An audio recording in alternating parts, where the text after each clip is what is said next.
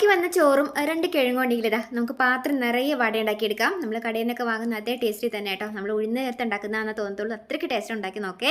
അപ്പോൾ ഞാൻ 2 കിഴങ്ങ് എടുത്തിട്ട് അതുപോലെ വേവിച്ചെടുത്ത് മാറ്റി വെച്ചിട്ടുണ്ട് കേട്ടോ. ഇനി നമ്മൾ വീട്ടിൽ നിന്ന് ബാലൻസൊക്കെ വരുന്ന ദിവസങ്ങൾ ചോറൊക്കെ ഉണ്ടെങ്കിൽ അതുപോലെ എടുത്തിട്ട് മിക്സിയുടെ ജാറിലേക്ക് ഇട്ടിട്ട് നമ്മൾ വേവിച്ച് വെച്ചേക്കുന്ന കിഴങ്ങും നമ്മുടെ ചോറും കൂടെ കൂടിയിട്ട് നന്നായിട്ട് അതുപോലെ പേസ്റ്റ് പോലെ കുഴച്ച് അങ്ങോട്ട് അരച്ചെടുക്കാം കേട്ടോ.